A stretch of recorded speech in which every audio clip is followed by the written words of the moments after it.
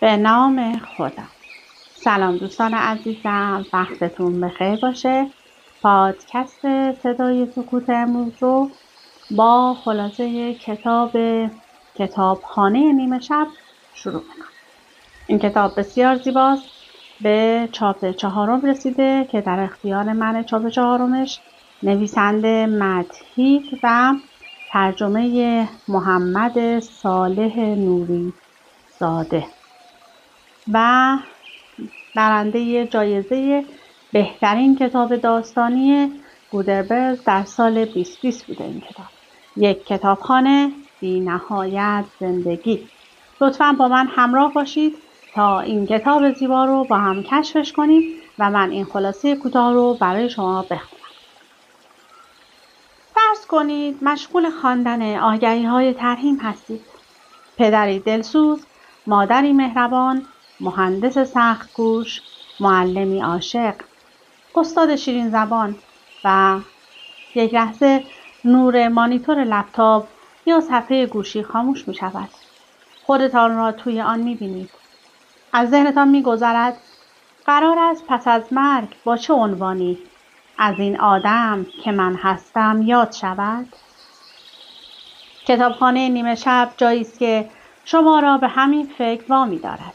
اینکه قرار است عمر بسیار قابل خود را در چه صرف کنید و نهایت به چه چیزی برسید. خلاصه کتابخانه نیمه شب. نورا شخصیت اصلی این کتاب است که با افسردگی دست و پنجه نرم می‌کند و در مغازه فروشنده آلات موسیقی است. تنها نقطه اتصال او با این دنیا قرص‌های آرام بخش و ضد افسردگی اوست که تا حدی کمکش می‌کند اوضاع زندگی را کنترل کند. او که تقریباً از نوجوانی به بعد خاطره خوشی از زندگی ندارد، درست در همین امشب که داریم درباره‌اش حرف می‌زنیم با قرص‌های کنترل افسردگی‌اش خودکشی کرد. در لحظه بریدن از این دنیا، یک لحظه همه ناکامی‌ها جلوی چشمانش چرخید.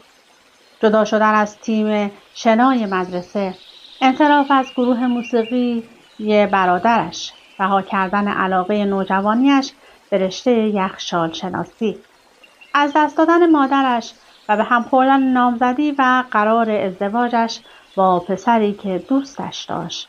در برزخ. در 1/100 ثانیه بعد همه چیز تمام شده بود. نورا چشمانش را باز کرد و خود را درون برزخ دید. برزخی متفاوت با همه چیزهایی که در مورد آن شنیده بود. برزخی که شاید این شعر حافظ بیشترین وابستگی معنایی با آن را داشته باشد. مزرع سبز فلک دیدم و داس مه نو، یادم از کشته خویش آمد و هنگام درو. نورا وارد کتابخانه بزرگی شد که قفسه‌های آن تا سقف از کتاب مملو بود. موضوع تمام کتاب‌ها خود او نورا بود که زندگی نزیسته او را به تصویر می‌کشید. کتابدار کتابخانه دوران دبیرستانش خانم آلن کتابدار این کتابخانه نیمه شب بود. نورا به یاد داشت که روزی با خانم آلن در دبیرستان شطرنج بازی می‌کرد. آلن به نورا خوش آمد گفت و از او خواست که داستانها را بخواند تا یکی از آنها را از میان همه برگزیند، چون قرار است سکان سرنوشت را دست بگیرد. نورا آن شب شروع به خواندن کرد. وادی حسرت. نورا کتاب‌های متعددی را برداشت و کم کم شروع به خواندن کرد. هر کدام از آن کتاب‌ها راوی تجربه نزیسته‌ای از نورا بودند که از حسرت‌های بزرگ او برمی آمدند. از همان حسرت‌هایی که او را به اتصال به زندگی با نخ نازک قرص‌های ضد افسردگی کشانده.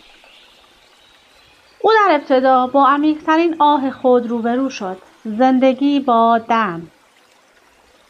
در این سرنوشت نورا با دن ازدواج کرده بود، اما به یک زن روستایی بدل شده بود که همیشه خدا میبایست شاهد خیانت‌های شوهرش باشد. زنی که اصلا او را خوشحال و خوشبخت نمی‌یافت. پس این سرنوشت را بست و توی قفسه کتابخانه گذاشت. در دومین رویارویی او با حسرت از دست رفتن علاقه نوجوانیش روبرو شد. یخچال شناسی. نورا یخچال شناس بزرگی شده بود که یک بار در خطر حمله یک خرس قطبی قرار گرفت. ترس از مرگ را با تمام سلولهایش درک کرد و فهمید نه، این یکی را هم نمیخواهد. سومین رویارویی نورا با نسخه دریایی از خودش بود. شناگر معروفی شده بود، اما این شخصیت نیز مادرش را تا به نابهنگام از دست داده بود و رنج او را مجدد تازه می‌کرد. سراسیمه آن کتاب را به کتابدار پس داد. خانم آلن نیز ضمن همراهی با او برای انتخاب کتاب بعدی به یادش آورد که تا ابد وقت نخواهد داشت و باید تا آخر امشب انتخابش را بکند.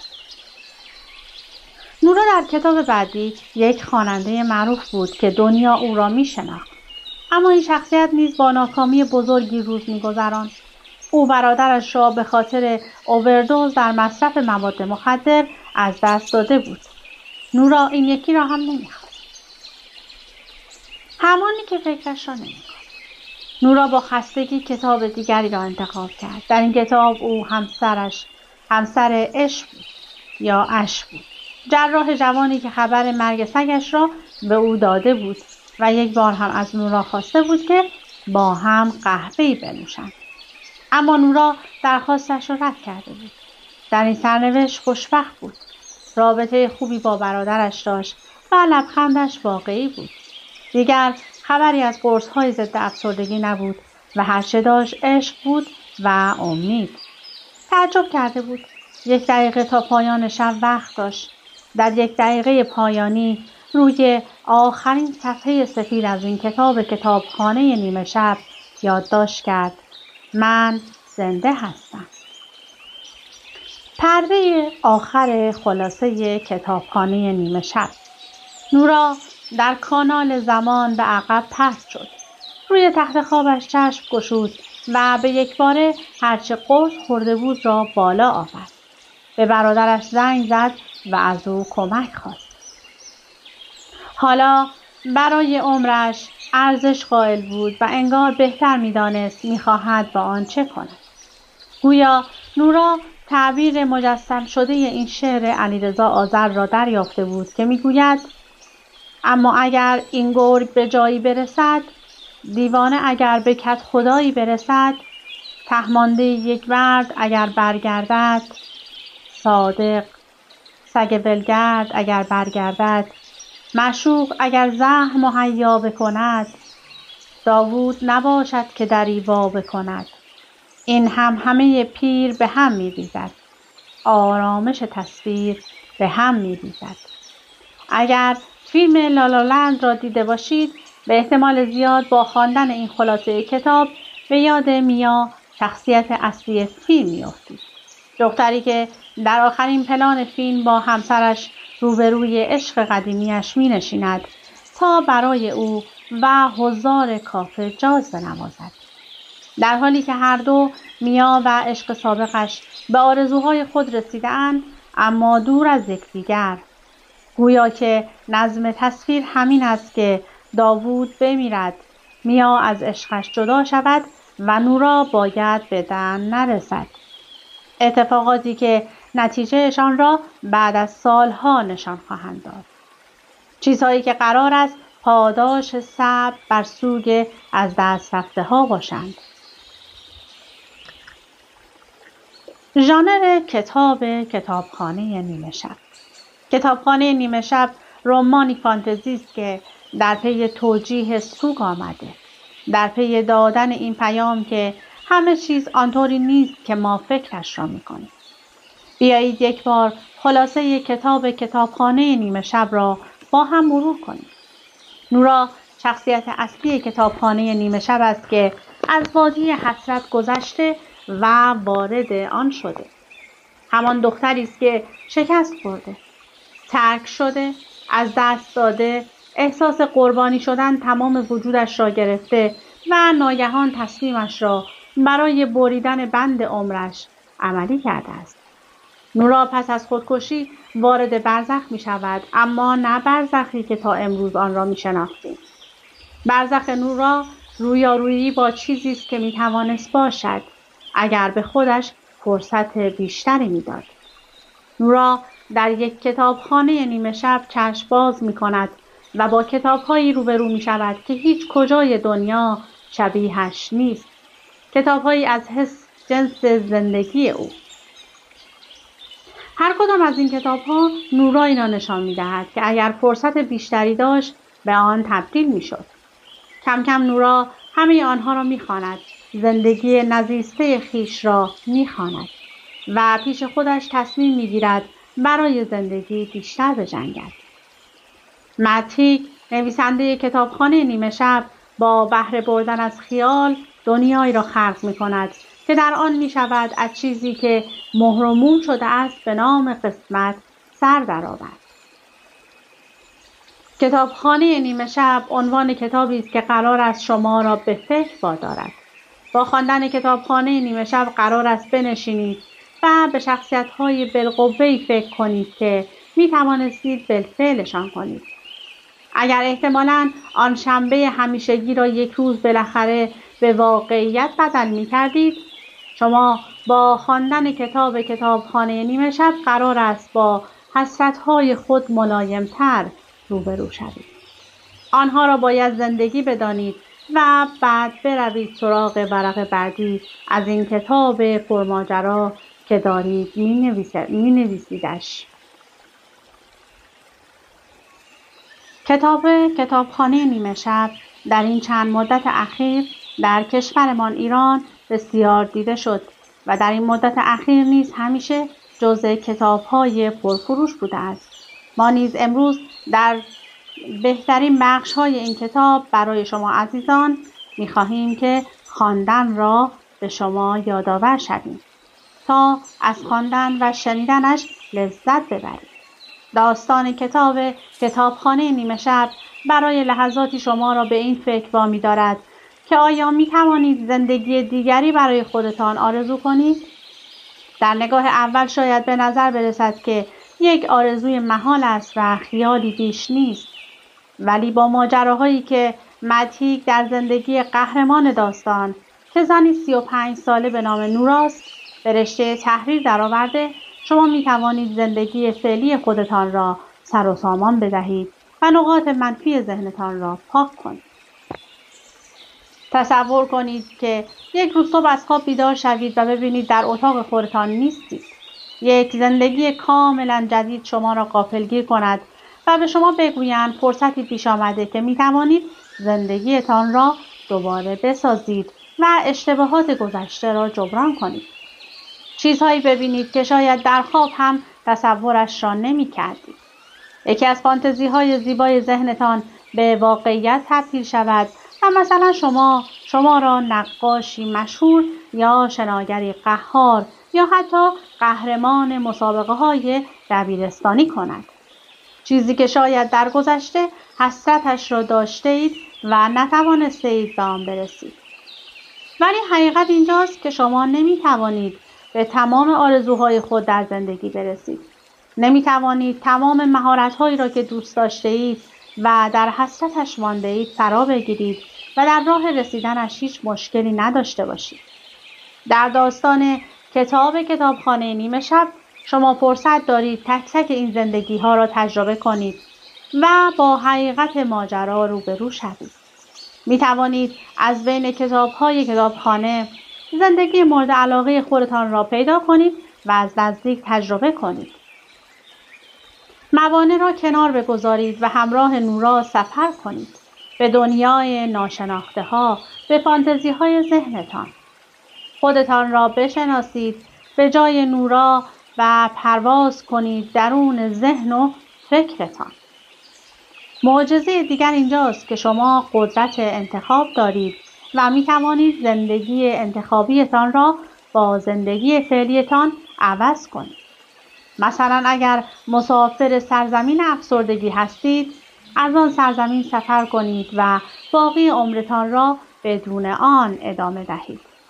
کتابخانه نیمه شب داستان دختری به نام نوراست که در شرایط نامساعد زندگی دست و پا می‌زند و با تنش‌های روحی و افسردگی ناشی از آن تصمیم به خودکشی می‌گیرد.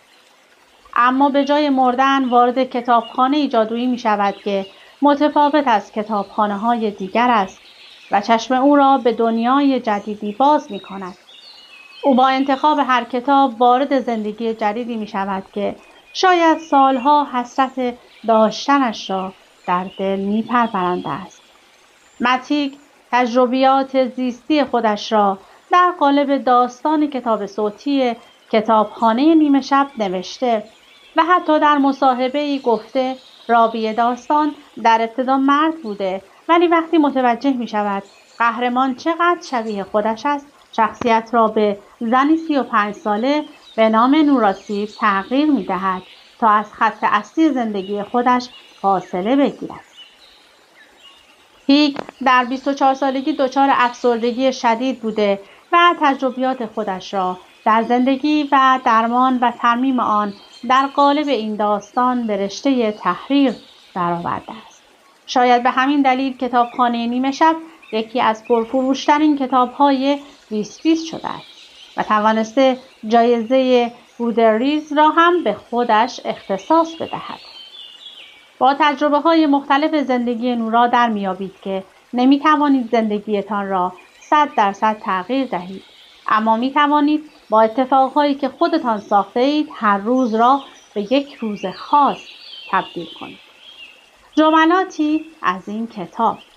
نورا در شب‌هایی که دچار افسردگی و تمایل به خودکشی میشد، فکر می‌کرد مشکلش همان تنهایی است، اما دلیلش در واقع این بود که تنهاییش تنهایی حقیقی نبود.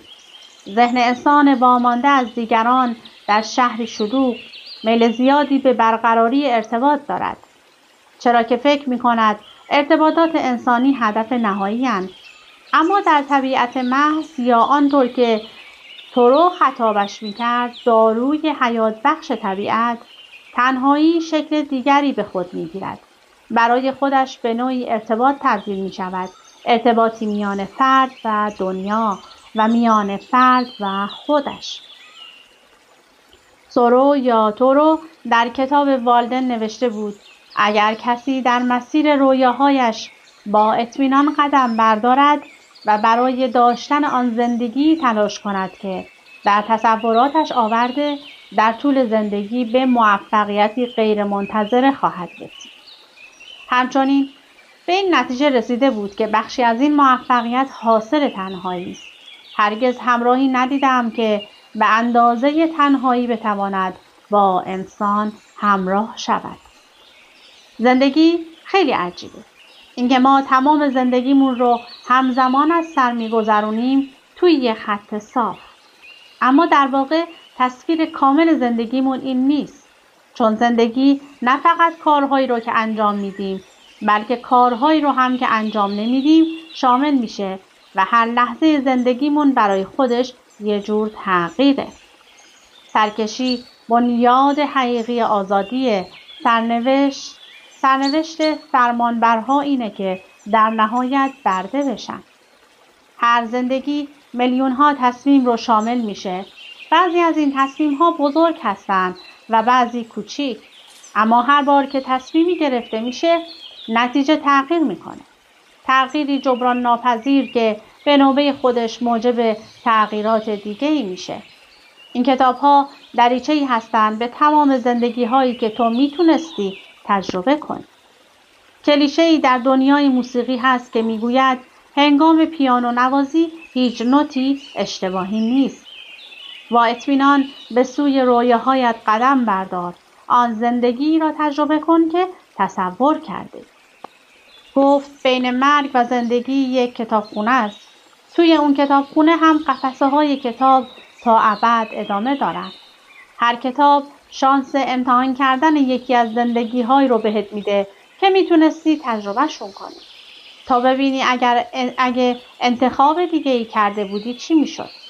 اگه شانس این رو داشتی که حسرت ها رو از بین ببری، کاری متفاوت از اونچه کرده انجام میدادی؟ اول هر بازی هیچ قدرت تغییری وجود نداره. فقط به یه شکل میشه مهره ها رو روی صفحه چید. بعد از 6 حرکت اول 9 میلیون مسیر احتمالی برای بازی وجود داره و بعد از 8 حرکت 288 میلیارد موقعیت مختلف. احتمالات همینطوری بیشتر و بیشتر میشن. روش‌های مختلف شطرنج بازی کردن از تعداد اتم‌های جهان هم بیشترن. واسه همین همه چیز میتونه به هم بریزه و شلخته بشه. نه فقط هم یک راه درست که راه‌های بسیار زیادی وجود دارن. توی شطرنج هم مثل زندگی واقعی احتمالات پایه همه چیزه. هر امید، هر رویا، هر حسرت و هر لحظه زندگی. خانم عالم درست میگفت. بازی هنوز تمام نشده بود. هیچ بازیکنی نباید تا وقتی مهره‌ای روی صفحه داشت تسلیم میشد. هر زندگی که از زمان آمدن به کتابخانه امتحان کرده بود در واقع رویای شخصی دیگر بود. زندگی اولی که ازدواج کرده بود و میخانه داشت رویای زن بود. سفر به استرالیا رویای ایزی بود و حسرت نورا درباره نرفتن بیشتر به صمیمی‌ترین دوستش مربوط میشد تا خودش. رویای قهرمان شنا شدن متعلق به پدرش بود. بله، حقیقت داشت که در دوران کودکی به قطب شمال علاقه داشت و میخواست یخچالشناس شود، اما آن تصمیم هم تا حد زیادی از گفتگوهایش با خود خانم عالم در کتابخانه مدرسه شکل گرفته بود. هزار تو هم خب آن هم از همان اول رویای برادرش بود. زندگی الگوهای متفاوتی داره. ریتم داره. وقتی توی یک زندگی گیر افتاده باشیم خیلی راحت ممکنه تو خیالاتمون تصور کنیم که زمانهای غم‌انگیز یا ناراحت کننده یا شکست یا ترسمون نتیجه بودن توی اون زندگی خاصه. که فکر کنیم همه اتفاقات نتیجه اون شیوه خاص زندگی کردنه، نه نتیجه صرفاً زندگی کردن. منظورم اینه که اگر میفهمیدیم هیچ شیوه زندگی نیست که بتونه ما رو در برابر غم ایمن کنه، همه چیز خیلی ساده تر میشد. فقط باید بفهمیم که غم هم در عمل بخشی از ذات شادیه. نمیشه شادی رو داشت و غم رو نداشت. البته هر دوی اینها برای خودشون حد و اندازه‌ای دارن. اما هیچ زندگی وجود نداره که توش بتونیم تا ابد غرق شادی محض باشیم. تصور اینکه چنین زندگی وجود داره فقط باعث میشه توی زندگی فعلیمون بیشتر احساس غم کنیم. فکر کنم تصور اینکه همیشه راه‌های آسونتری هست راحته. اما شاید هیچ راه آسونی وجود نداشته باشه و همه راه‌ها معمولی باشن. توی یک زندگی ممکن بود من ازدواج کرده باشم. توی یک زندگی دیگه ممکن بود فروشنده مغازه باشم. ممکن بود به پیشنهاد یک مرد بامزه برای خوردن قهوه جواب مثبت داده باشم. توی یک زندگی دیگه ممکن بود در حال تحقیق درباره یخچال‌های قطب شمال باشم. توی یک زندگی ممکن بود قهرمان شنای المپیک باشم. کی میدونه؟ هر ثانیه روز داریم وارد یه جهان جدید میشیم. همه وقتمون رو هم صرف آرزوی داشتن یک زندگی متفاوت یا مقایسه خودمون با بقیه و همینطور نمونه‌های دیگه خودمون توی زندگی‌های دیگه می‌کنیم. در حالی که هر زندگی شامل حدی از خوبی و حدی از بدیه. همه چیزهای خوب وحشی و آزادن. این زندگی خیلی خشن بود و هیچ سازشی نمی‌کرد. در آن لحظه دمای هوا 17 درجه زیر صفر بود و نورا تازه از خورده شدن توسط خرس قطبی نجات یافته بود. با این حال فکر می‌کرد شاید مشکل زندگی اصلیش تا حدودی سادگی و بی‌مزگی‌اش بوده. تا بیش از این همیشه تصور می‌کرد میان مایگی و ناامیدی از همه چیز در سرنوشتش بوده. در حقیقت نورا همیشه احساس می‌کرد از دست کسانی است که در تمام عمرشان حسرت خورده‌اند و امیدهایشان نابود شده و بعد همین شکست در زندگی نسل‌های بعدشان بازتاب یافته است. اگر مدت زیادی یک جا بمانی یادت می‌رود دنیا تا چه اندازه وسیع است از طول و عرض. جغرافیایی سر در نمیآوری، درست همانطور که نمیتوان درک درستی از وسعت روح هر انسان داشت. اما وقتی آن وسعت را حس کنی، وقتی چیزی آن را برایت فاش کند، امید خواهی نخواهی جوانه میزند و درست مثل گل سنگی که از صخره جدا نمی شود، جانانه به تو می چسبد و رهایت نمی کند. عضوی از طبیعت بودن یعنی بخشی از میل به حیات بودن. انسان‌ها ذاتاً جوری برنامه ریزی شده‌اند که فقط با 150 نفر آشنا باشند، چون در زمانهای گذشته جوامع شکارچی گردآورنده به طور معمول 150 نفر عضو داشتند. متوجه شد دلیلش برای خودکشی نه اندوهگین و ناراحت بودن، بلکه این حقیقت است که نورا به خودش قبولانده بود راهی برای فرار از این اندوه نیست. انگار نورا به درکی از زندگی رسیده بود و می‌دانست اگر هم تجربه ناخوشایندی پیش بیاید قرار نیست همیشه اینطور باشد. متوجه شد دلیلش برای خودکشی نه اندوهگین و ناراحت بودن، بلکه این حقیقت است که نورا به خودش قبولانده بود راهی برای فرار از این اندوه نیست. نورا حدس می‌زد همین شالوده و درون مایه اصلی افسردگی و نیز تفاوت میان ترس و ناامیدی باشد. ترس وقتی بود که وارد سردابی میشد و از این میترسید که در پشت سرش بسته شود. ناامیدی وقتی هست که در پشت سر بسته و قفل شود. اما با هر زندگی که تجربه میکرد، چون مهارتش در استفاده از قوه تخیلش بیشتر میشد، به نظر میرسید آن در استعاری باز و بازتر میشود. بعضی وقتها کمتر از 1 دقیقه و گاهی هم روزها یا هفته‌ها در زندگی میماند. اینطور به نظرش میرسید که هرچه زندگی‌های بیشتری را از سر می‌گذراند، کمتر در آنها احساس آرامش می‌کند. مشکل اینجا بود که نورا کم کم فراموش می‌کرد که کیست. مثل نجوایی آرام که دهان به دهان بچرخد و تکرار شود. کم کم حتی اسمش هم برایش به کلمه بی‌معنا تبدیل می‌شد. انجام دادن فقط یک کار به شکل متفاوت، معمولاً مثل اینه که همه چیز رو متفاوت انجام بدیم. هرچقدر هم که تلاش کنیم نمیتونیم کارهایی رو که توی دوران زندگی انجام داده ایم تغییر بدیم. اما تو دیگه توی دوران زندگی نیستی. اومدی بیرون. این موقعیت رو داری که ببینی همه چیز میتونه چطور پیش بره. تعداد زندگی هایی که میتونی داشته باشی به اندازه احتمالاتیه که توی عمرت داری. توی بعضی زندگی ها انتخاب های متفاوتی میکنی و اون انتخاب ها نتایج متفاوتی رو ایجاد میکنن. اگر فقط یک کار رو متفاوت انجام داده بودی، داستان زندگیت متفاوت میشد. هر زندگی میلیون ها تصمیم رو شامل میشه. بعضی از این تصمیم ها بزرگ هستن و بعضی کوچیک، اما هر بار که تصمیمی گرفته میشه نتیجه تغییر میکنه. تغییر جبران ناپذیر که به نوبه خودش موجب تغییرات دیگه‌ای میشه. لحظات خوش هم اگر به اندازه کافی مهلت داشته باشند میتوانند به درد تبدیل بشوند. 3 ساعت پیش از آن که تصمیم به مردن بگیرد، تمام بدنش از حسرت و پشیمانی تیر میکشید. انگار که ناامیدی توی ذهنش به طریقی راهش را به تن و اندامهایش باز کرده بود. گویی ذره ذره وجودش را به تسخیر خود درآورده بود. به یادش می‌آورد که همه در نبود او زندگی بهتری خواهند داشت. اگر نزدیک سیاه‌چاله‌ای شوی، نیروی جاذبه‌اش تو را به عمق حقیقت شوم و تاریک خود می‌کشد. این فکر مثل اسپاسم ذهنی اجتناب ناپذیری به جانش افتاد. حسی آزاردهنده‌تر از این آنکه بشود تحملش کرد و قدرتمندتر از آنکه بشود از چنگش گریخت. در حالی که به عکس سیاه‌چاله روی جلد مجله خیره شده بود، متوجه شد که در واقع خودش همین است، یک سیاه‌چاله، ستاره‌ای در حال مرگ که در خود فرو می‌ریزد.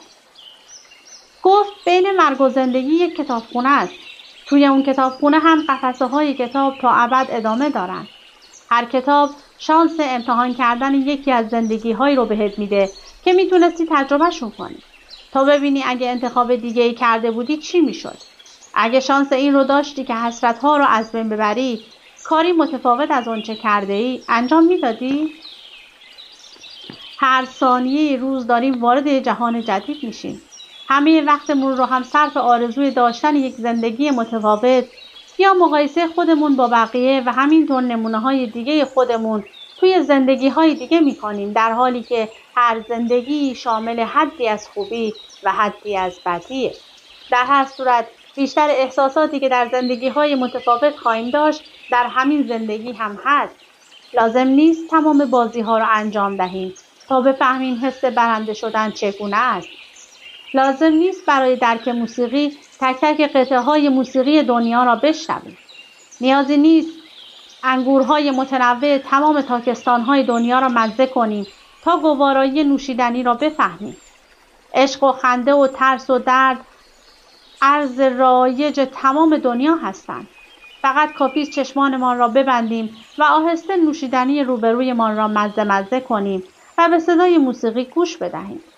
چون درست به اندازه تمام زندگی‌های دیگر در این زندگی هم کاملا زنده ایم و به تمام احساسات ممکن دسترسی داریم.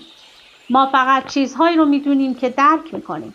هر چیزی که تجربه میکنیم در اصل فقط درک و تعبیر خودمون از اون چیزه. آنچه که نگاهش میکنی اهمیتی نداره. آن چیزی مهم است که میبینی. هر ثانیه روز داریم وارد یه جهان جدید میشیم. سارتر زمانی نوشت زندگی در ورای نومیدی آغاز می شود. آنچه در نظر انسان تله به نظر می رسد در واقع فقط حقه ذهن است. نورا برای شاد بودن به تاکستان یا غروب آفتاب کالیفرنیا نیاز نداشت. حتی خانه بزرگ و خانواده فوق‌العاده هم لازم نداشت. فقط نیاز داشت که بداند پتانسیل رسیدن به خیلی چیزها را دارد و چقدر هم که پتانسیل داشت. نمیدانست چرا قبلا متوجهش نشده بود. ترس از عشق همان ترس از زندگی است و کسی که از زندگی بترسد مرده‌ای بیش نیست. دیدی گاهی حسرت‌هامون هیچ ریشه‌ای در واقعیت ندارند. بعضی وقتها حسرت‌ها دنبال واژه مناسبی برای آن گشت و پیدایش کرد. یه مش حرف مفتن. چون گاهی تنها راه یاد گرفتن زندگی کردنه. نورا فکر میکردی توی زادگاهت بمونی و توی مغازه کار کنی؟ منظورم وقتیه که مثلا 14 سالت بود. اون موقع فکر میکردی چه کاره بشی؟ توی 14 سالگی شناگر در آن سن سریع‌ترین دختر کشور در شنای قورباغه و رتبه دوم سریع‌ترین در شنای آزاد بود. زمانی را بیاد آورد که در مسابقات شنای قهرمانی کشوری روی سکو ایستاده بود. خب چی شد؟ نورا قصه را کوتاه کرد. فشارش خیلی زیاد. میتونی یخچالشناس بشی. یه مقدار درباره‌اش تحقیق کردم و فهمیدم فقط کافی است خودمان باشیم. فقط کافی است زندگی را تجربه کنیم. برای همه چیز بودن لازم نیست همه چیز را تجربه کنیم. چون همین حالا هم بی پایان هستیم. تا زمانی که زنده ایم بی نهایت احتمال متفاوت برای زندگی آینده پیش رویمان است. پس بیایید با آدم‌هایی که در این دو زندگی با ما شریکن مهربان باشیم. بیایید گهگاه سرمان را بالا بیاوریم چون هر کجا که باشیم آسمان بالای سرمان بی انتهاست. هر زندگی میلیون‌ها تصمیم رو شامل میشه. بعضی از این تصمیم‌ها بزرگ هستند و بعضی کوچیک. اما هر بار که تصمیمی گرفته میشه نتیجه تغییر میکنه. تغییری جبران ناپذیر که به نوبه خودش موجب تغییرات دیگه‌ای میشه. این کتاب‌ها دریچه‌ای هستند به تمام زندگی‌هایی که تو میتونستی تجربه کنی. فشار ما رو میسازه. اولش زغال سنگ هم که باشی با زیر فشار قرار گرفتن تبدیل به الماس میشی.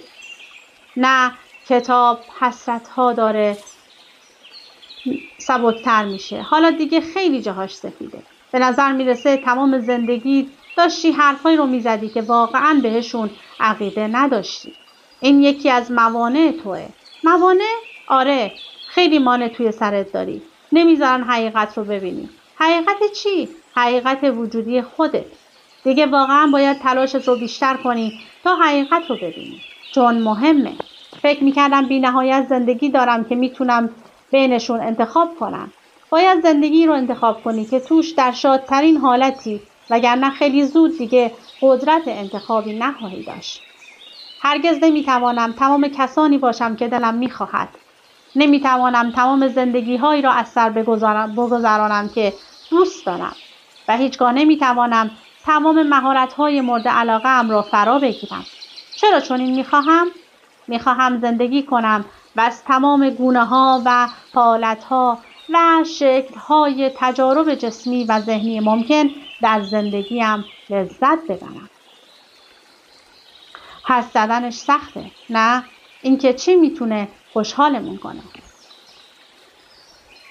خب دیگه وقت به من اجازه نمیده که بیشتر از این کتاب زیبا رو برای شما بخونم.